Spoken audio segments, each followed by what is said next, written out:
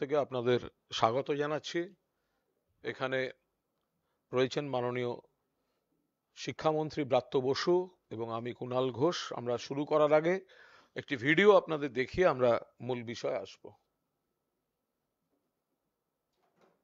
সপ্তাহের শুরুতে এমন একটা বোম পড়বে, তৃণমূল বেসামাল হয়ে যাবে, নিশ্চিন্ত থাকুন। এমন একটা বোম পড়বে, তৃণমূল বেসামাল হয়ে যাবে। Now, 26,000 people's job has been cancelled after Calcutta High Court declared the recruitment process null and void. Now, those who were improperly appointed have been ordered by the court to repay their salaries within 4 weeks. আবার এই দেখুন 30 তারিখ আসছে, আরো 59,000 লোকের চাকরি যাবে সময়ের অপেক্ষা।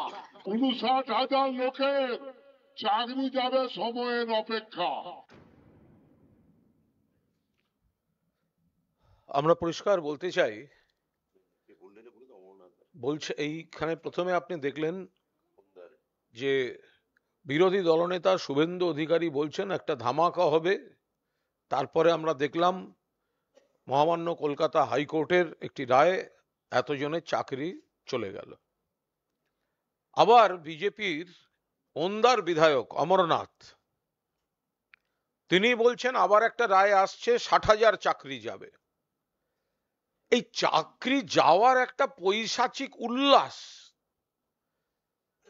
নরেন্দ্র মোদী সরকার চাকরি দেয়নি, চাকরিচ্যুত করেছে লোককে।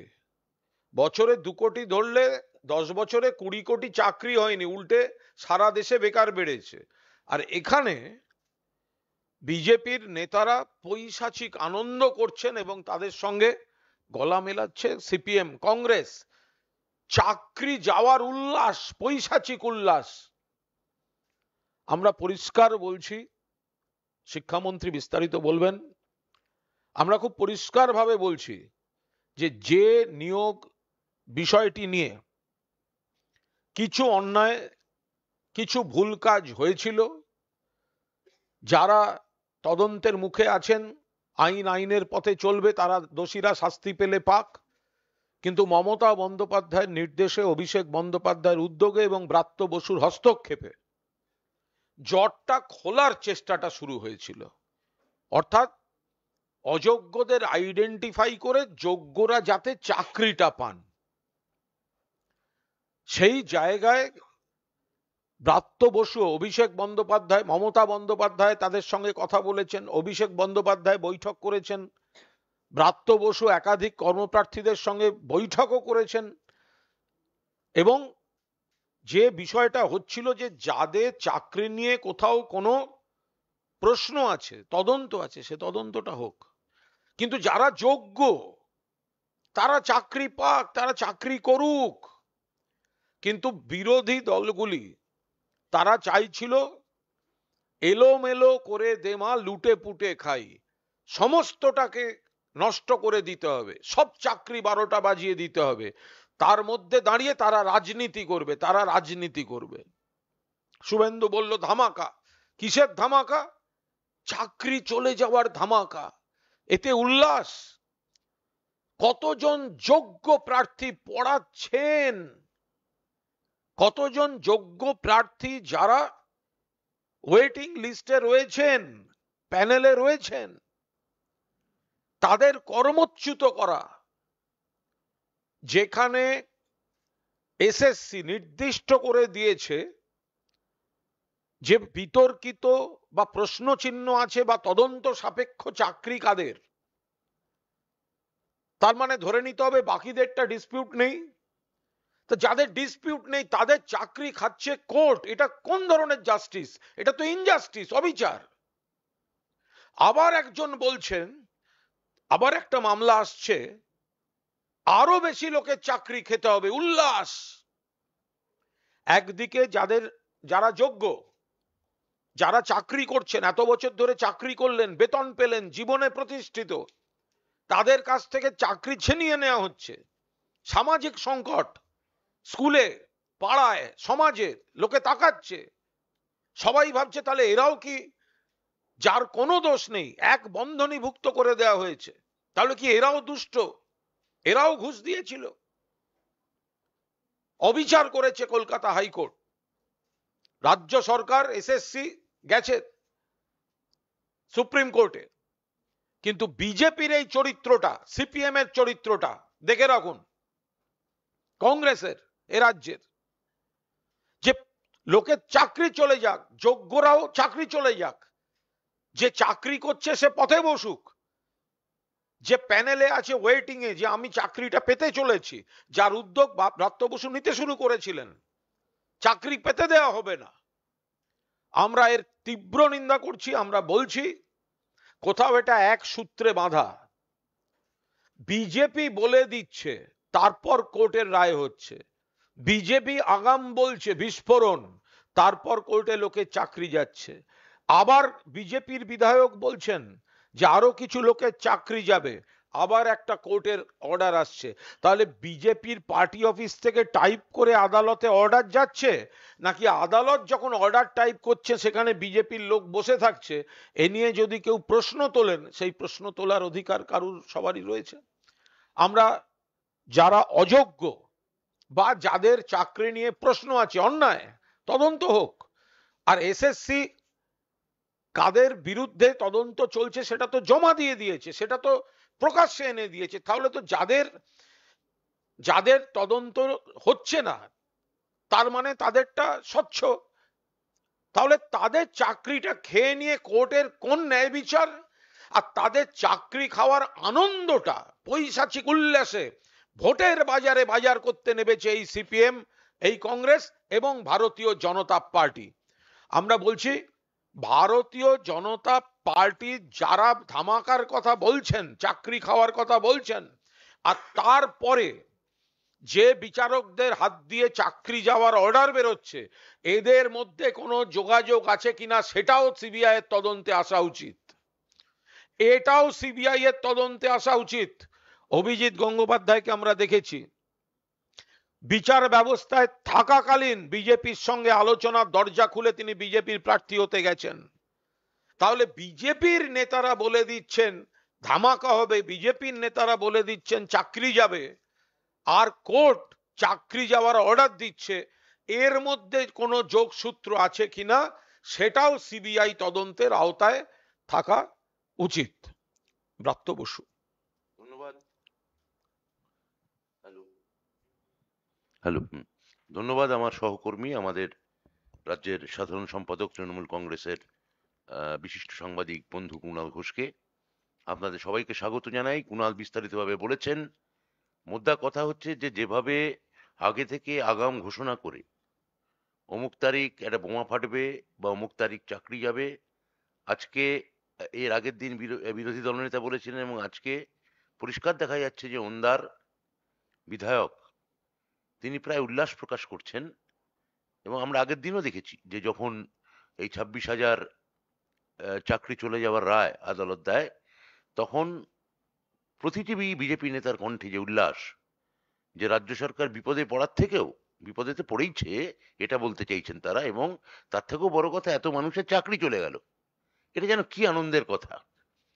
কথা হচ্ছে যে আজকেই এসএসসি একটা সাংবাদিক বৈঠক করে যে ন্যারেটিভ সেটেল করা হচ্ছিল যে এসএসসি নাকি অযোগ্যদের তালিকা আদালতে জমা দেয়নি। একটু আগে গত দুদিন আগে এসএসসি এই বিষয়ে তাদের অবস্থান পরিষ্কার করেছে। আজকেও খুব পরিষ্কারভাবে 20শে ডিসেম্বর এবং 5ই জানুয়ারি 20শে ডিসেম্বর এবং 5ই জানুয়ারি দুটি এফিডেভিট দিয়ে এসএসসি আজকে তার প্রেস কনফারেন্সে জানিয়েছে যে তারা কারা অযোগ্য চিহ্নিত করে, কারা যোগ্য তার মানে সেটাও চিহ্নিত করে তারা সেই তালিকা মহামান্য আদালতকে জমা দিয়েছিলেন। এরপর মহামান্য বিচারপতির যা মনে হয়েছে তিনি অযোগ্য এবং যোগ্য একসঙ্গে তিনি প্যানেল ক্যান্সেল করেছেন। আমরা তার বিরুদ্ধে সুপ্রিম কোর্টে গেছি। সুপ্রিম কোর্টেও সেই রায়, এখন ব্যাপারটা সাবজুডিস হয়ে যাবে, আমাদের মেনশন হয়ে গেছে, তাহলে ব্যাপারটা এখন বিচারাধীন। কিন্তু দু একটা কথা এর মধ্যে বলতেই হচ্ছে, যেমন সুপার নিউমারি পোস্ট নিয়ে আমরা দেখতে পাচ্ছি যে এটা নিয়ে খুবই চর্চার মধ্যে গণমাধ্যমের মধ্যে রয়েছে। কথা হচ্ছে যে সুপার নিউমারি পোস্টে যে পোস্ট ক্রিয়েট করা হয়েছিল সেই পোস্ট থেকে কি কোনো চাকরি সরকার দিতে পেরেছে? উত্তর হচ্ছে না, দিতে পারেনি। কিন্তু একটি চাকরি দেয়া হয়েছে। কার কথায় দেয়া হয়েছে? তৎকালীন বিচারপতি, বর্তমানে বিজেপির তমলুক কেন্দ্রের প্রার্থী অভিজিৎ গঙ্গোপাধ্যায়ের কথায় একজনকে এই সুপার নিউমারি পোস্ট থেকে চাকরি দেওয়া হয়েছে। এর আগেও আমরা দেখেছি যে অভিজিৎ গঙ্গোপাধ্যায় যখন কাউকে চাকরি দিতে বলছেন, দপ্তর তাকে চাকরি দিচ্ছে। কিন্তু এই রায়ে অভিজিৎ গঙ্গোপাধ্যায়কে পরিষ্কার করে বলেন ওই সুপার নিউমারি পোস্ট থেকে একটি চাকরি একজন ক্যান্ডিডেটকে দেয়া হোক। তার মানে সুপার নিউমারি পোস্ট বৈধ কি অবৈধ তার বিচার আগে থেকেই বিচারপতি করছেন। একই সঙ্গে তিনি বলছেন যে এটা দুর্বৃত্তদের এবং দুর্নীতিগ্রস্তদের আড়াল করার চেষ্টা। একই সঙ্গে তিনি নিজে ও সুপার নিউমারি পোস্ট থেকে তিনি চাকরি দিচ্ছেন। যদি এটা অনৈতিক হবে, যদি এটা সবাইয়ের যদি আড়াল করার চেষ্টা হবে, তাহলে তো উনি বলতে পারতেন এসএসসি চাকরি দিক। সুপার নিউমারি পোস্ট থেকে কেন উনি চাকরি দেওয়ার কথা বললেন? দ্বিতীয়ত, সুপার নিউমারি পোস্ট থেকে কি একটি চাকরিও সরকার দিয়েছে?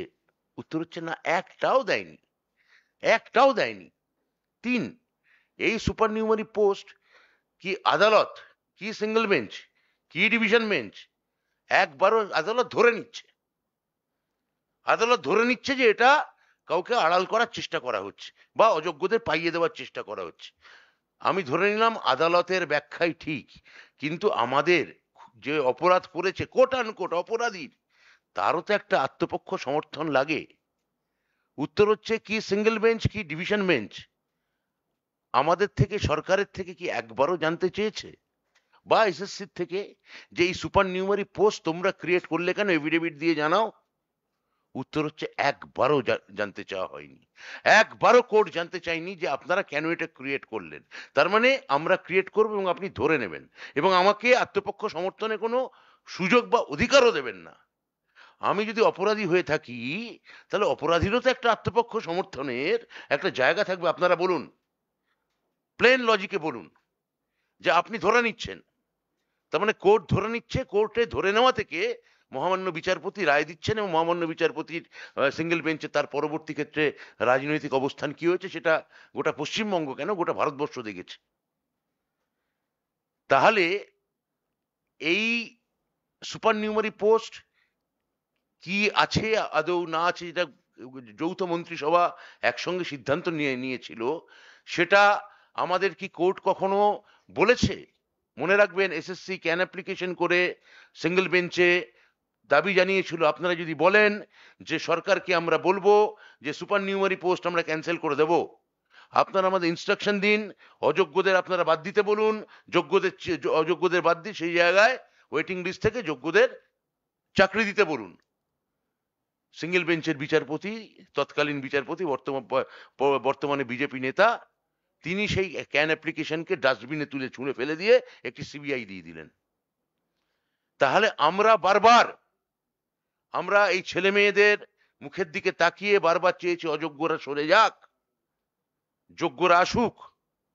তার জন্য যে যে পন্থা নিতে হয় দরকার হলে কোর্ট আমাদের বলে দিক, কোর্ট আমাদের দিশা দেখাক, এ কথাও আমরা বারবার বলেছি। তারপরেও সেটা না করে যেভাবে কার কথায় কার অঙ্গুলি হেলনে আমি জানি না, এই মাননীয় এই বিরোধী দলনেতা বা এই যে মাননীয় বিধায়ক যেটা বললেন, অর্থাৎ বিজেপির কথায় এগুলো করা হচ্ছে কিনা তাই নিয়ে কি আমরা প্রশ্ন তুলতে পারি না? বারবার এটা আমাদের সরকারকে বিপদে পড়ার পর, তথাকথিত কোট আনকোট বিপদে পড়ার পর তাদের যে উল্লাস আমরা দেখতে পাচ্ছি, তার মানে পুরোটা কোথায় একটা অদৃশ্য নেক্সাসে বাঁধা, একটা এর মধ্যে একটা যোগসূত্র আছে। সেই যোগসূত্র কোনো বিজেপি নেতা উৎসাহের আধিক্যে, আনপড় বিজেপি নেতা উৎসাহের আধিক্যে তিনি সেটা মুখ দিয়ে প্রকাশ করে ফেলছেন। আসলে এই ছেলে মেয়েগুলোকে তারা বলির পাঁঠা হিসেবে ভাবছে। এই ছেলে মেয়েগুলির জন্য তাদের কোনো দরদ নেই।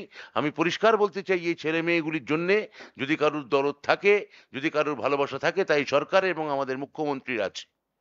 মুখ্যমন্ত্রী জানিয়ে দিয়েছেন এই ছেলেগুলির জন্য যারা যোগ্য তাদের জন্য তিনি যতদূর যেতে হয় তিনি যাবেন। আপাতত বিষয়টা আইনি লড়াইয়ের মধ্যে রয়েছে। আইনি আমরা সুপ্রিম কোর্টে আবেদন করেছি, আমরা মহামান্য সুপ্রিম কোর্টের দিকে তাকিয়ে থাকবো। এসএসসি তাদের আজকে কে অযোগ্য এবং কে যোগ্য ইত্যাদি তালিকা নিয়ে যে ধোঁয়াশা তৈরি করার গতকাল বিজেপি নেতারা চেষ্টা করছিলেন, পরিষ্কারভাবে জানিয়ে দিয়েছে। এবং আমিও আপনাদের জানাচ্ছি এসএসসির কথার সূত্র ধরে যে 20শে ডিসেম্বর এবং 5ই জানুয়ারি দুটি এফিডেভিট দিয়ে এসএসসি জানিয়েছিল এই মাত্র এই কজন হচ্ছে অযোগ্য। সেটা হচ্ছে সেই সংখ্যাটা হচ্ছে 8%, আর বাকি 92% হচ্ছে যোগ্য। তাহলে আমরা আমাদের দিক থেকে যা যা করার করেছি, এবার আপনারা আপনাদের দিক থেকে যা যা করার করুন।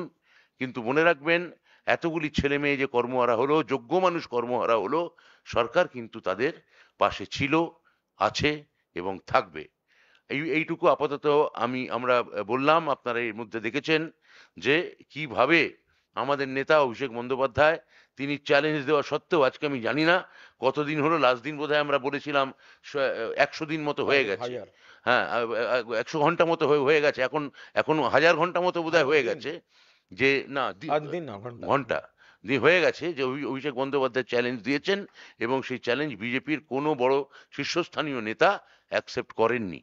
তাহলে বাংলার মানুষকে আপনি টাকা দেবেন না, যারা তথাকথিত অর্থে নিরন্ন মানুষ, গরিব মানুষ, তাদের আপনারা ভাতে মারবেন, যারা মধ্যবিত্ত শিক্ষিত ছেলে মেয়ে বাঙালি বলে তাদের আপনারা চাকরি খাবেন, এবং তারপর বাংলাতেই এসে ভোট চাইবেন, বাংলায় ঘুরে ঘুরে পরিযায়ী পাখির মতো বিভিন্ন জায়গায় যাবেন, বাংলার মানুষকে আবাস যোজনার টাকা দেবেন না, 100 দিনের টাকা দেবেন না, বাংলার মানুষদের চাকরি খাবেন, তার সেই চাকরি যাওয়াতে আনন্দ প্রকাশ করবেন, উল্লাস করবেন, এবং আগাম ঘোষণা করে দেবেন যে অমুক দিন একটা, আজকে ধরা যাক আজকে নাইট্রোজেন বোমা ফাটিয়েছি, সামনের দিন হাইড্রোজেন বোমা ফাটাবো, ফাটিয়ে 59,000 লোকের বাঙালির চাকরি খাবো। এইটা যদি হয়ে থাকে বিজেপির রাজনীতি, গোটা ভারতবর্ষেই বিজেপি নড়বড় করছে, ইন্ডিয়া জোটকে অনেক উজ্জ্বল দেখাচ্ছে। তো আমার মনে হয় যে কোথাও এই অপশাসন, এই দমবন্ধ করা, এই সারাক্ষণ সিবিআই, ইডি এবং এনআইএ ইত্যাদি হুমকি দেওয়ার যে রাজনীতি, ভয় দেখানোর রাজনীতি, ব্ল্যাকমেলিং এর রাজনীতি, দম বন্ধ করে দেওয়ার রাজনীতি, এই রাজনীতির অবসান ভারতবর্ষের মানুষ এই ভোটে দেবে। গণতন্ত্র জিতবে। গণতন্ত্রের সব থেকে বড় উৎসব নির্বাচনে, তা আমরা তার প্রমাণ এবার পাবো। এবার আপনাদের যদি কোনো প্রশ্ন থাকে আমাকে এবার কুণাল ঘোষকে করতে পারেন। আপনারা যাকে করতে চান তার নাম করে বলবেন, এবং কোন কাগজ থেকে করছেন বা কোন ইলেকট্রনিক মিডিয়া থেকে করছেন তার পরিচয়টা সঙ্গে দিয়ে দেবেন।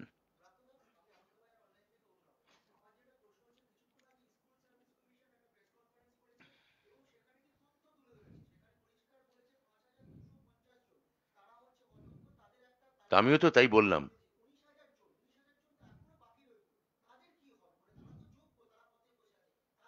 তা সেটার জন্যই তো আমি এক্ষুনি আপনাদের জানালাম যে আমরা যোগ্যদের জন্য সুপ্রিম কোর্টে গেছি। সুপ্রিম কোর্ট এবার কি রায় দেন মহামান্য সুপ্রিম কোর্টের বিচারপতি, আমরা সেই দিকে তাকিয়ে থাকব।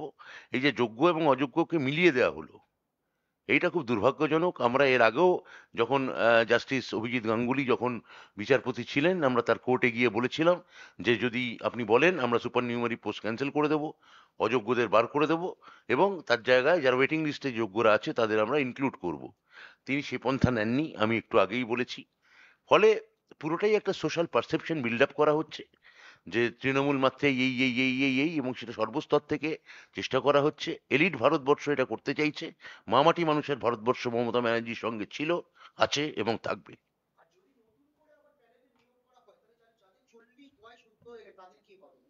এই সবই তো এগুলো আপনি তো আমার এই প্রশ্ন তো, আপনার মতো এই প্রশ্ন তো আমারও।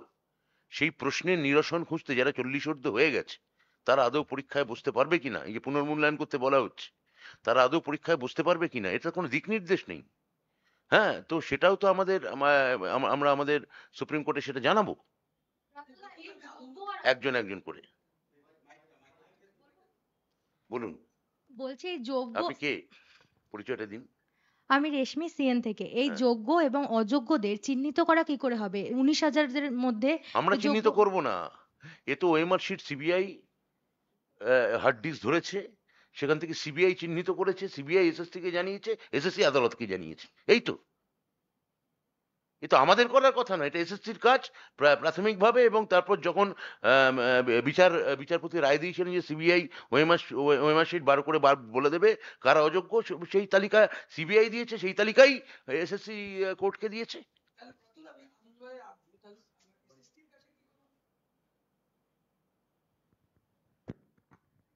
তাহলে এসএসসির কাছে কি কোনো তার নির্দিষ্ট কোনো নথি নেই, পুরোটাই সিবিআই এর উপর নির্ভর করে দেখুন, করছে? এসএসসির কাছে নথি ছিল, সেই নথি যদি ক্র্যাক করে, আদালতের নির্দেশে সেই নথি যদি সম্পূর্ণ হার্ড ডিস্ক নিয়ে যদি চলে যায়, তখন এসএসসি তো সিবিআই এর ভাষ্যের উপরে নির্ভরশীল, এবং সিবিআই এর ভাষ্য তারা মিলিয়ে দেখেছে, সেই অনুযায়ী তারা এসএসসি কোর্টে এফিডেভিট জমা দিয়েছে। তো সুমন টিভি9 এর সিদ্ধার্থ মজুমদার একটু আগেই বলেছেন 2016 সালে নতুন আইন করে OMR sheet, original OMR sheet রাখার যে উর্ধ্বসীমা 1 বছর করা হয়েছিল। অরিজিনাল ওএমআর নেই বলেই এত সমস্যা হচ্ছে। আপনারই পূর্বসূরি তখন মন্ত্রী ওএমআর সিটের সংরক্ষণের নীতি 1 বছর করে ফেলেছিল, আগে অনেক বেশি সময় ছিল। এটাই তো মূল সমস্যার কারণ হয়ে দাঁড়াচ্ছে। দেখুন, সেটা আমি বলতে পারবো না, কিন্তু আমি পরিষ্কারভাবে বলে দিয়েছি, এখন থেকে যে এসএসসির পরীক্ষা হবে অন্তত 10 বছর ওএমআর শিট সংরক্ষণ রাখতে হবে। পরে পুরনো ক বছরের ঊর্ধ্বসীমা ছিল বা আপার সিলিং কি ছিল, সেটা নিয়ে এখন আমাকে প্রশ্ন করে কোনো লাভ নেই। প্রশ্ন করবো, আপনাদেরই দলের মন্ত্রী তখন ছিলেন, তিনি এই নীতি আনলেন, ফলে সমস্যা তৈরি হলো, দল কি দায় এড়াতে পারে? দল দায় এড়াচ্ছে না, সেই কারণেই পার্থবাবু যিনি অন্যায়টা করেছেন, দল যাবত তখন যিনি শিক্ষামন্ত্রী ছিলেন পার্থ চট্টোপাধ্যায়, তিনি এবং কয়েকজন যদি বিতর্কিত কাজে জড়িয়ে থাকেন, দায় তাঁদের। দল তো তাকে বলেনি, কিন্তু তিনি যেহেতু দলের সরকারের মন্ত্রী, তিনি যেহেতু দলের মহাসচিব, দল তাই ব্যবস্থা নিয়েছে। দল তো তাকে এই কাজগুলো করতে বলেনি। দল তাকে বলেনি যে আপনি এই ধরনের সমস্ত আইন কানুন আনুন বা এই ধরনের অনিয়ম করুন, অমুক ব্যক্তির সঙ্গে প্রেম করুন, তার বাড়িতে টাকা রাখুন, এগুলো তো দল বলে দেয়নি। তো সুতরাং দলের ঘাড়ে চাপিয়ে কি হবে এগুলো? দলের নেতা, দলের মন্ত্রী, দল ব্যবস্থা নিয়েছে। दादा मेरा सवाल है, इंडिया अलायंस के पार्टनर और एडवोकेट विकास रंजन भट्टाचार्य ने मुख्यमंत्री के खिलाफ कंटेम्प्ट प्ली को जो है फाइल किया है। आज अभी थोड़ी देर पहले भी हाई कोर्ट ने उसकी सुनवाई की है और आने वाले दिन में उन्होंने जो कमेंट दिया था कि पूरा हाई कोर्ट खरीद लिया गया है, उस पर भी सुनवाई होगी। कैसे देखते हैं इसको? देखिए, ये ममता जी का क्या कहना था। हमारा जो एलिगेशंस है, हम लोग ममता जी पूरा पार्टी, हम जुडिशियरी को सम्मान करता है, रेस्पेक्ट करता है, আমরা বিচার ব্যবস্থাকে সম্মান করি, উই রেসপেক্ট द जुडिशियरी। लेकिन एग्जाम्पल तो अभिजीत गांगुली है। हम लोग का जो कहना था, हम लोग का जो एलिगेशंस थे, सर्टेन चेयर्स, कई जज, कुछ जज, 2 और 3 जज और 4-5 जज, उसका जो ऑर्डर आ रहा है, ऑब्जर्वेशन आ रहा है, क्वेश्चंस आ रहा है, वो पॉलिटिकली मोटिवेटेड है। वो गवर्नमेंट को डिस्टर्ब करने के लिए प्री प्लान्ड तरीका से आ रहा है। तो हम लोग का जो एप्रिहेंशन था वो सच था, वो तो अभिजीत गांगुली वो तो प्रूव कर दिया। तो इसीलिए ममता जी को जो कहना था, ममता जी कभी पूरा हाईकोर्ट को, सब जज को ममता जी कभी डिसरेस्पेक्ट नहीं किया। लेकिन सर्टेन जजेस, 2-3 जजेस, ऑनरेबल जजेस, जिस तरह बात करते हैं, जिस तरह ऑर्डर देते हैं, जिस तरह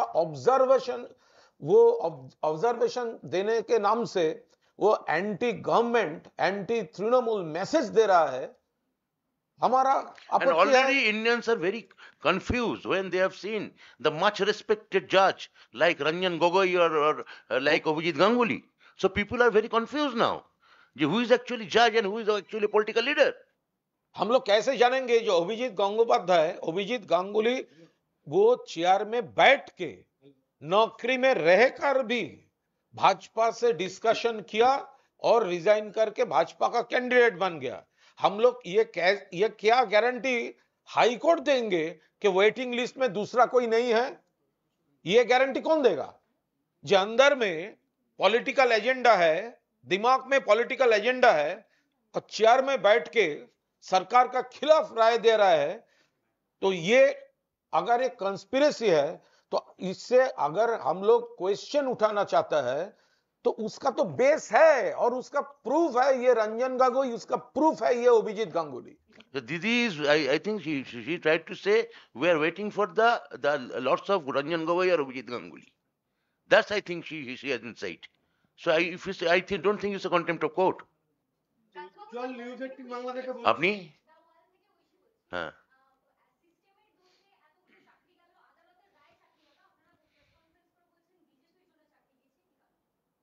একবার তো বলিনি, কোথায় বললাম আমি? না না, যেটা ভোট চাইছে বললাম, বিজেপির আপনি ক্ষতি বোধহয় এবং বুঝতে পারেননি। চাকরি খাওয়া দেখিয়ে, উল্লাস দেখিয়ে বিজেপি তারা চাকরি যাওয়াতে উল্লাস প্রকাশ করছে এবং চাইছে তারা চাকরি যাক। আমরা ভিডিও চালিয়ে দেখিয়েছি যে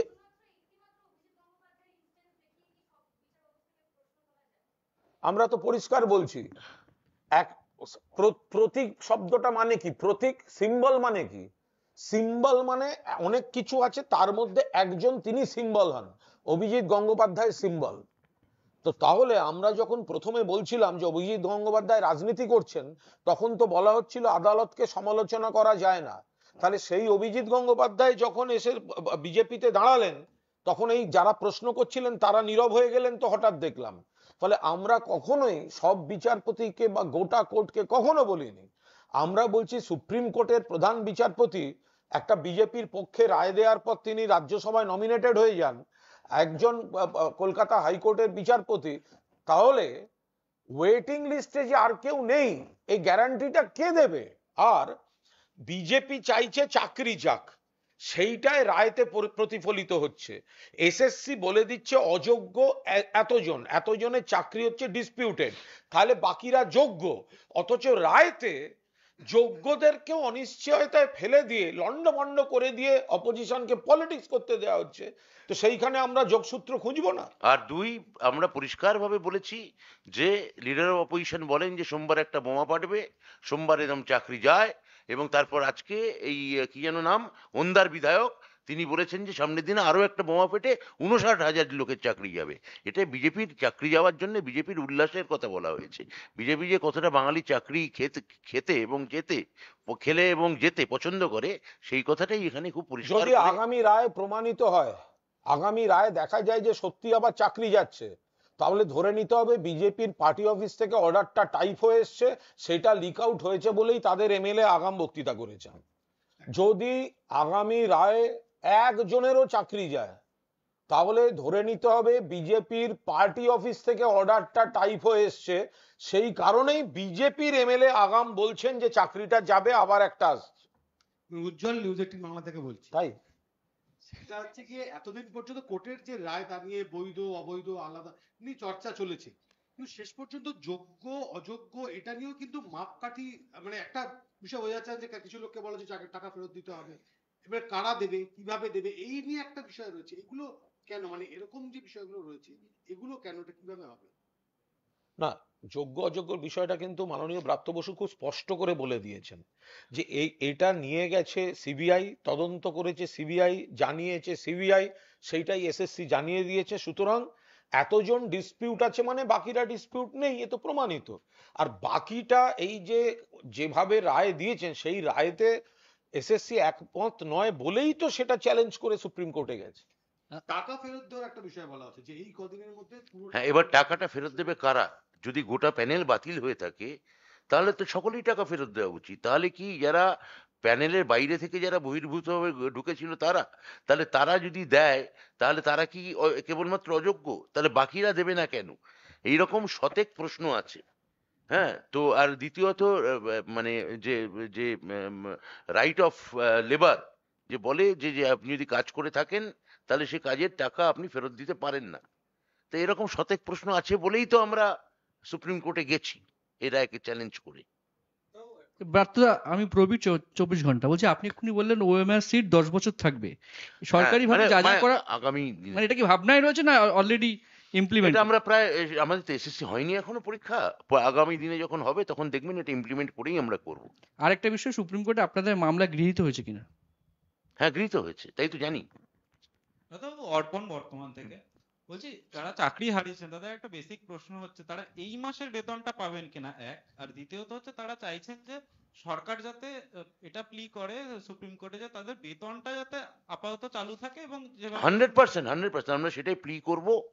এবং পুরোটাতেই আমরা দেখুন, এটা আইনি অনেক ব্যাপার, সাবজুডিস ব্যাপার আছে। আমি সব মন্তব্য এখানে আমি আপনাদের সামনে, আমরা কি চাইবো বা না চাইবো সেটা আপনাদের সামনে খুব পরিষ্কার করে এখন বলতে চাই না, কিন্তু যা চাইবো তা ওই শিক্ষক স্বার্থেই চাইবো।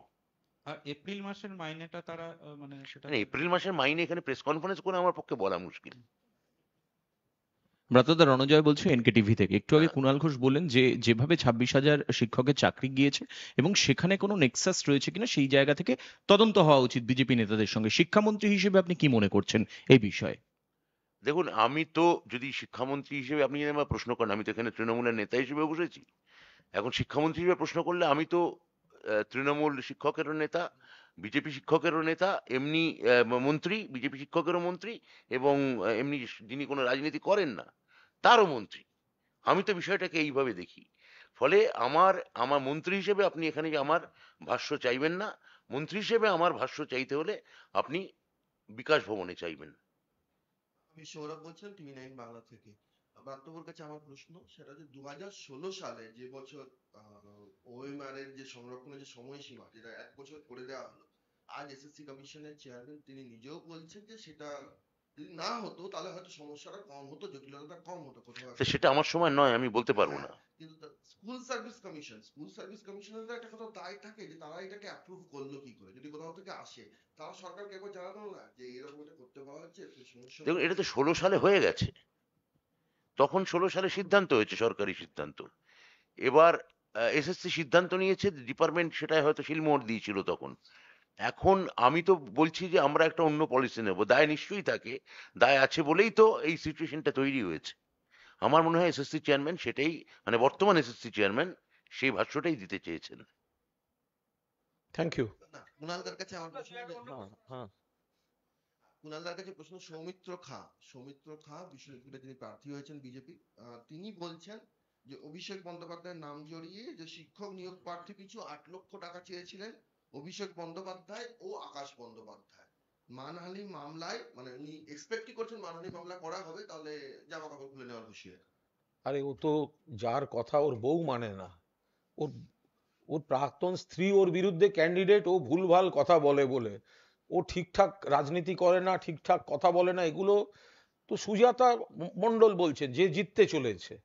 তো এখন সুজাতার কাছে হারতে চলেছে, সেই জায়গায় দাঁড়িয়ে আবল তাবল কিছু কথা বলে। ও আগে সুজাতাকে ভোটে লড়ুক, তারপর এসব বিষ্ণুপুরের বাইরের কথা নিয়ে ভাববে।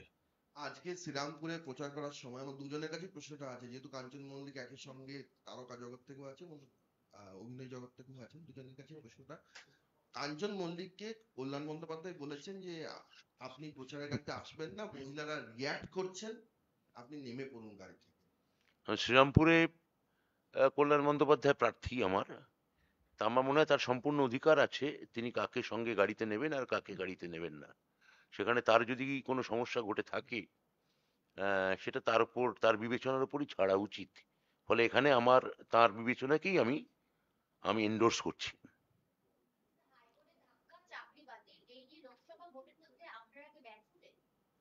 পুরোটাই ফ্রন্ট ফুট, কোনো ব্যাকফুট বলে ব্যাপার নেই।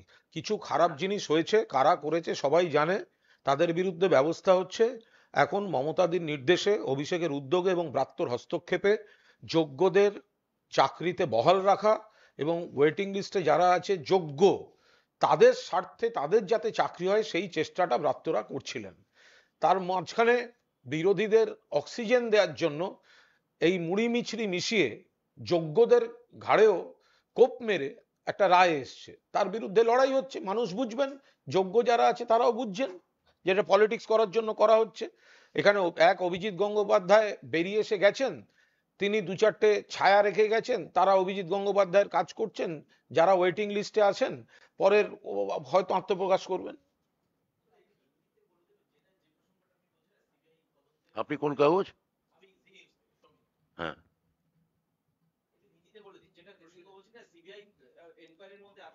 देखिए ये जो भाजपा वालों है, भाजपा का जो सो कॉल्ड ऑपोजिशन लीडर है, वो पहले बोल रहा है देखिए धमाका हो रहा है, तब ये नौकरी जाने का ऑर्डर निकला। फिर एक भाजपा एमएलए, वो ओंदा का, बांकुड़ा डिस्ट्रिक्ट का ओंदा का, वो अमरनाथ, वो बोल दिया फिर एक डेट, वह पर एक 59,000 कोर्ट का ऑर्डर आ रहा है, 59,000 नौकरी जाएंगे, 59,000 नौकरी जाने वाला है। तो ये कैसे हो रहा है? ये भाजपा ऑफिस से क्या ऑर्डर टाइप करके आ रहा है कोर्ट में, या कोर्ट जब टाइप कर रहा है वहां पर भाजपा वालों बैठे हुए हैं? तो इसमें एक नेक्सस है कि नहीं है, ये भी तो सीबीआई का जो इन्वेस्टिगेशन है उसमें होना चाहिए। ये कैसा हो रहा है? जो भाजपा वालों पहले बोल रहा है नौकरी जाने वाला है, ऑर्डर आ रहा है, और दूसरा फिर ऐसा ही होने वाला है, वो तो नेक्सस है, वो तो इन्वेस्टिगेशन में आना चाहिए। दादा, एक तरफ अमित शाह कह रहे हैं कि सरकार में आने के बाद कुछ राज्यों में ओबीसी रिजर्वेशन से वो मुस्लिमों को हटा देंगे, वहीं दूसरी ओर नेशनल जो चेयरपर्सन है ओबीसी कमीशन के, उन्होंने कहा है कि बंगाल में ज्यादा बेनिफिट मिल रहा है मुस्लिम्स को अंडर ओबीसी कैटेगरी और हिंदू को नहीं मिल रहा है। कैसे देखते हैं इसको? देखिए ऐसा बेसलेस एलिगेशन है। यहाँ पर जो ओबीसीज है, ममता बनर्जी का जो पॉलिसी है, वो हिंदू हो सकता है, वो मुस्लिम हो सकता है, जो बेनिफिट मिलना चाहिए सबको समान बेनिफिट हो रहा है। तो वो लोग हिंदू मुसलमान पोलराइजेशन के लिए ऐसे कैंपेन, ऐसे एक पॉइजनस कैंपेन कर रहा है, इसका कोई बेस नहीं है। कुणालदा, कल प्रधानमंत्री ने ये कहा कि इंडी गठबंधन में जितने दल हैं वो एक साल एक प्रधानमंत्री की पॉलिसी बना रहे हैं कि हर दल से एक प्रधानमंत्री बनेगा एक साल के लिए। वो अपने चेयर के बारे में सोचिए, उसका चेयर, उनका चेयर जाने वाला है। अभी विकल्प गवर्नमेंट जो है वो ओथ लेने वाला है दिल्ली में, तो आपने चेयर के लिए सोचिए। ऑपोजिशन कैसे गवर्नमेंट फॉर्म करेंगे, ये ऑपोजिशन का जो जुरिस्डिक्शन है, ऑपोजिशन का हक है, और ऑपोजिशन उसका स्ट्रेटेजी तैयार कर रखा है। এই মুহূর্তে ডেভেলপমেন্ট মুখ্যমন্ত্রীর বিরুদ্ধে শতপ্রণোদিত মামলা গ্রহণ করেছে কলকাতা হাইকোর্ট। এই রায় এবং এসএসসির যে রায়, সেই রায়ের বিরুদ্ধে বিভিন্ন মঞ্চে মুখ্যমন্ত্রী বলেছেন। তার প্রেক্ষিতে কৌস্তব বাগচি, বিকাশ রঞ্জন ভট্টাচার্য এবং অনিন্দ্য সুন্দর দাস, তাদের মামলা শতপ্রণোদিত মামলা গ্রহণ করা হয়েছে। এবং বিকাশ রঞ্জন ভট্টাচার্য বলেছেন যে উনি বারবার বিভিন্ন জায়গায়, মানে মুখ্যমন্ত্রীকে মিন করে, যে বিচার প্রক্রিয়া এবং বিচার ব্যবস্থাকে আক্রমণ করছে। বিচার ব্যবস্থার প্রতি মাননীয় মুখ্যমন্ত্রী এবং সর্বভারতীয় তৃণমূল কংগ্রেসের পূর্ণ আস্থা আছে। কয়েকজন বিচারপতি লাগাতার তারা এখতিয়ার বহির্ভূতভাবে নির্দেশ এবং পর্যবেক্ষণের নামে তৃণমূলের নেতা নেত্রীদের আক্রমণ করেছেন। তার প্রমাণ অভিজিৎ গঙ্গোপাধ্যায় বিচারকের চাকরি থাকাকালীন বিজেপির সঙ্গে ডায়ালগ ওপেন করে ক্যান্ডিডেট হয়েছেন, তারপর ইস্তফা দিয়ে রাজনীতিতে জয়েন করেছেন। ফলে এই বিচারপতিদের এই অংশ নিয়ে প্রশ্ন তোলার অবকাশ আছে। মুখ্যমন্ত্রী শুধু তাদের বিরুদ্ধে বলেছেন, এর বাইরে সামগ্রিক জুডিশিয়ারি এবং বিচারপতিদের প্রতি, আদালতের প্রতি মুখ্যমন্ত্রীর পূর্ণ আস্থা আছে। এবার জনসভা বা কোনো জায়গায় কোনো বিক্ষিপ্ত অংশকে নিয়ে তার বিকৃত ব্যাখ্যা দিয়ে যদি আদালতে কোনো কিছু হয়, সেটা আদালতে সে লড়াই মুখ্যমন্ত্রী লড়ে নিতে পারবে। আর আপনি যাদের নাম বললেন তাদের যদি মানে উকিলি পরিচয়ের বাইরে যদি রাজনৈতিক পরিচয়ে যান, তাহলে দেখবেন এই ঠিক যেটা আমরা বলি, জগাই, মাদাই এবং গদাই, তারা তৃণমূল কংগ্রেসের বিরুদ্ধে মামলা করেছে। তাই তো করার কথা, তারা একসঙ্গে জোট বেঁধেছে, মামলা করতে আর ক্ষতি কি আছে? আমি একটা অ্যাড করে দেবো, ব্রাত্য পুরো সমর্থন করেছে কল্যাণ বন্দ্যোপাধ্যায়কে, আমি ওটা সেকেন্ড করছি, পুরোদস্তুর সমর্থন করছি। কাঞ্চন মল্লিক একজন বিশিষ্ট অভিনেতা, তিনি বিধায়কও, কিন্তু যেহেতু তিনি জনপ্রতিনিধিত্বে আছেন, জনগণের দরবারে আছেন, ফলে তার ব্যক্তিগত তিনি কোথায় কি করছেন তার ব্যাপার, কিন্তু সামাজিক মাধ্যমে যে রুচিতে, যে ভঙ্গিতে যেসব বিষয় তিনি আনেন, তার অনেক বেশি সতর্ক হওয়া উচিত। তার যেহেতু তিনি তৃণমূল কংগ্রেসের বিধায়ক, ফলে সবটাই ব্যক্তিগত এবং সবটাই শিল্পী, এইভাবে এটা হতে পারে না। কল্যাণ বন্দ্যোপাধ্যায় যা বলেছেন একদম সঠিক কথা বলেছেন। মুর্শিদাবাদে ভোটের বুথের 50 মিটারের মধ্যে তৃণমূল কর্মীর একজন বিস্ফোরণে হাত উঠে গেছে। বারবার মুর্শিদাবাদ কেন অশান্ত হচ্ছে? তার কারণ মুর্শিদাবাদ বা কিছু কিছু এলাকায় বিজেপি, কংগ্রেস, সিপিএম আর একটা দল এরা হাত মিলিয়ে কিছু অশান্তি করতে চাইছে। ওরা হারবে, অশান্তি করে প্রচারে রাখতে চাইছে বিষয়টা, তৃণমূলের বিরুদ্ধে কিছু নেগেটিভ খবর যাতে হয়।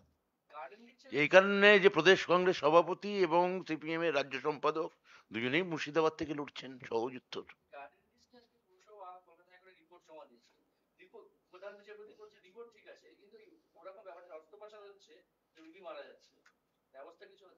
এটা সম্পূর্ণ পুরসভার প্রশাসনিক বিষয়।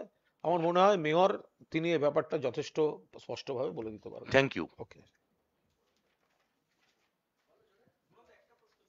কি এখনো পর্যন্ত সারা দেশে, শুধু বাংলা নয়, কোথাও সিএ অ্যাপ্লাই হয়নি।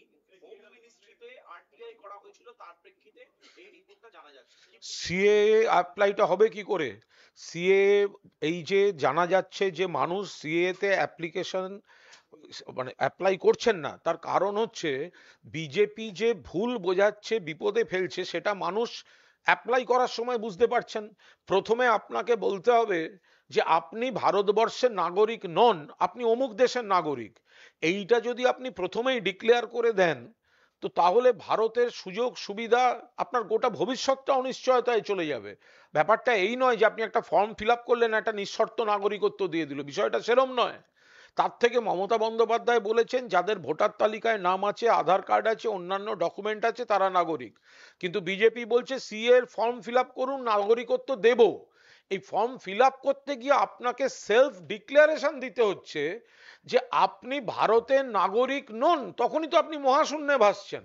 তো এই বিপদটা কে যাবে? ফলে মানুষ ক্রমশ বুঝতে পারছেন মমতা বন্দ্যোপাধ্যায় যা বলছেন সেটাই ঠিক, বিজেপি ফাঁদ পেতেছে, তাতে পা দেওয়া উচিত নয়।